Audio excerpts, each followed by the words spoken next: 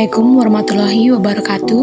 Halo semuanya, pada video kali ini kita akan membahas tema yang sangat penting, nikah siri dengan perspektif hukum Islam dan dampaknya bagi masyarakat.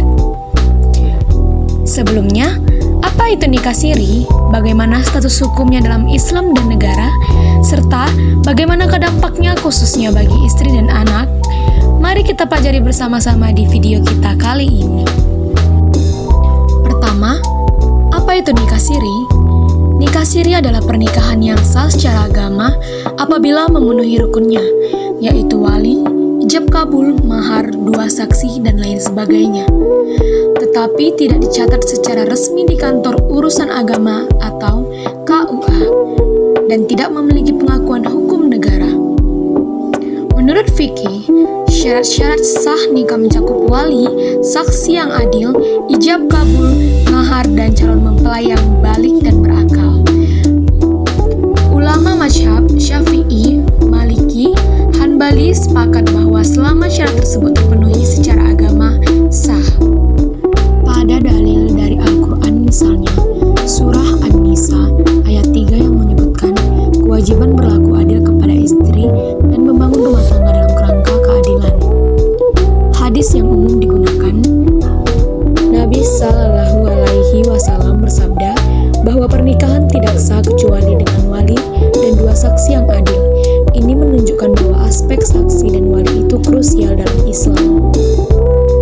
Dalam konsep hukumnya di Indonesia, di mana Undang-Undang Perkawinan Nomor 1/1974 menyebutkan bahwa pernikahan harus dilakukan menurut agama atau kepercayaan dan dicatat menurut perundang-undangan agar mempunyai kekuatan hukum negara. Komplikasi hukum Islam juga mengatur kewajiban pencatatan dan konsekuensi apabila tidak tercatat. Contoh kasus dari Kabupaten Solok, Sumatera Barat. Dinas Kependudukan dan Catatan Sipil Kabupaten Solok menyatakan bahwa masih banyak pasangan suami istri yang nikah siri. Mereka belum memiliki buku nikah, sehingga dokumen kependudukan anak dan orang tua tidak lengkap. Akibatnya, nama orang tua tidak bisa dicantumkan dalam akta, dan ini membawa beban psikologis bagi anak. Di samping itu, pemerintah di Sumatera Utara menyelenggarakan sidang isbat nikah terpadu di Binjai sebanyak 38 pasangan yang sebelumnya hanya menikah siri untuk mendapatkan buku nikah dan dokumen kependudukan lainnya. Selanjutnya, analisis kritik terhadap praktik nikah siri. Dari kasus tersebut kita bisa lihat beberapa kritik, yaitu pertama, secara agama nikah siri bisa sah jika syarat terpenuhi, tapi secara hukum positif tidak tercatat, yaitu banyak kehilangan hak. Kedua, kerugian nyata seperti tidak mendapat buku nikah, anak kesulitan untuk akta kelahiran, sulit mengurus warisan, hak nafkah, perlindungan hukum yang lemah. Ketiga, risiko sosial, ketidakadilan terhadap perempuan dan anak, stigma, konflik karena status yang tidak jelas, dan masih adanya minimnya informasi atau edukasi di masyarakat tentang pentingnya pencatatan nikah. Di sini ada beberapa solusi dan pesan edukatif. Yang pertama, mengedukasi masyarakat tentang pentingnya legalitas dan pencatatan nikah sejak awal melalui masjid, pesantren, media sosial, ataupun sekolah. Yang kedua, perluasan dan kemudahan layanan isbat nikah massal agar pasangan nikah siri bisa mendapatkan pengakuan negara. Yang ketiga, kantor urusan agama dan pemerintahan lokal membentuk program layanan nikah resmi yang sederhana dan terjangkau. Dan yang keempat, transparansi dan pengawasan agar tidak ada pungli atau hambatan administratif yang mempersulit pencatatan. Nikah bukan hanya masalah spiritual dan agama, tapi juga soal keadilan dan perlindungan hukum.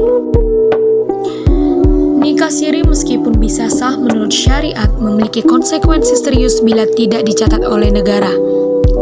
Hak-hak istri dan anak sangat tergantung pada status hukum yang diakui oleh negara. Islam sebagai agama yang adil mengkehendaki perlindungan terhadap semua, terutama yang lemah. Karena itu, integritas antara hukum agama dan hukum negara sangatlah penting. Jadi pastikan pernikahanmu tidak hanya sah di sisi agama, tetapi juga terdaftar secara resmi agar hak-hak semua pihak terlindungi. Demikian Demikianlah pembahasan kita tentang nikah siri, mulai dari perspektif hukum Islam, hukum negara hingga dampaknya dalam kehidupan nyata masyarakat kita. Isu ini bukan hanya soal apakah sebuah pernikahan sah secara agama atau tidak, tapi juga soal keadilan, perlindungan, dan masa depan orang-orang yang terlibat, terutama perempuan dan anak-anak. Kita perlu memahami bahwa Islam mengajarkan keadilan dan tanggung jawab dalam setiap aspek kehidupan, termasuk dalam membangun rumah tangga. Maka memastikan pernikahan tercatat secara hukum bukan berarti menomorduakan agama, justru ini adalah bagian dari mewujudkan nilai-nilai Islam yang menjunjung kejelasan hak dan perlindungan terhadap yang lemah.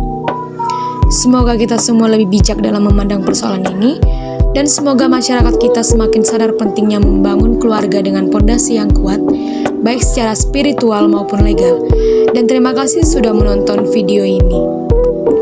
Wassalamualaikum warahmatullahi wabarakatuh.